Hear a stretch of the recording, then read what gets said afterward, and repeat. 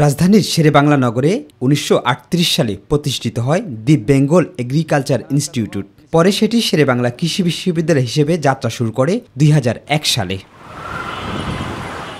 বিশ্ববিদ্যালয় হিসেবে ২ যুগ পার হলেও এখন পর্যন্ত ছাত্র সংসদ নির্বাচন অনুষ্ঠিত হয়নি এই শিক্ষা প্রতিষ্ঠানটিতে। ছাত্র সংসদ নির্বাচন চাওয়ার আগে বিভিন্ন সংগঠনে ছাত্রলীগ পুনর্বাসিত হচ্ছে, আমরা এটা সংস্কার চাই। তাই আমরা চাচ্ছি যে আসলে ক্যাম্পাসের সংস্কারগুলো করার পরে সকল ধরনের ইয়েতে ইনক্লুড করার পরে তারপরে যেন ছাত্র সংসদ নির্বাচনটা হয়। তথ্য অনুযায়ী শিক্ষার্থীদের সামাজিক ও সাংস্কৃতিক সংগঠনগুলোর মধ্যে ছাত্র সংসদ নিয়ে প্রবল আগ্রহ থাকলেও আইন না থাকায় গঠিত হচ্ছে না সংসদ।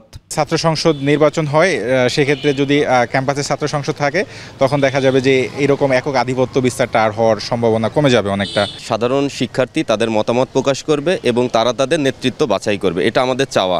কিন্তু আসলে কি কারণে যে ২ যুগ পরেও আমাদের এইখানে ছাত্র সংসদ ইলেকশন হয় নাই, এটা আমাদেরও কোশ্চেন। শিক্ষার্থীরা বলছেন, বিশ্ববিদ্যালয়ে শিক্ষক এবং কর্মকর্তা কর্মচারী সমিতির সংগঠন ও নির্বাচিত প্রতিনিধি থাকলেও শিক্ষার্থীদের নেই নির্বাচিত প্রতিনিধি। একটা ইউনিভার্সিটিতে হাজার হাজার শিক্ষার্থী বসবাস করে, তো তাদের এই হাজার হাজার কণ্ঠ কিন্তু একটি প্রশাসনের নিকট পৌঁছায় না। তাহলে এই ছাত্রদের সকলের কণ্ঠকে একটু প্রশাসনের নিকট পৌঁছানোর একটা সেতু বন্ধন হিসেবে কিন্তু ছাত্র সংসদ কাজ করে।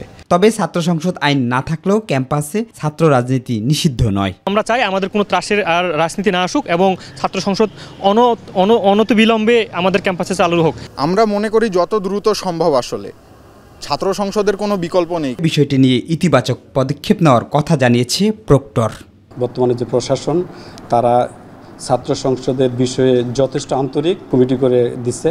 যেহেতু প্রবিধিতে নাই, শিক্ষা মন্ত্রণালয়ে চিঠি দেওয়া হয়েছে।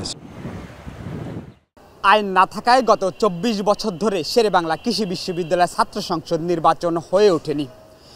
শিক্ষার্থী ও ক্রিয়াশীল নেতৃবৃন্দ বলছেন, দ্রুতই আইন বাস্তবায়ন করে নির্বাচনের দিকে ধাবিত হবে প্রশাসন, এমনটি প্রত্যাশা সকল শিক্ষার্থীদের। শিমুল খান, মাই টিভি, ঢাকা।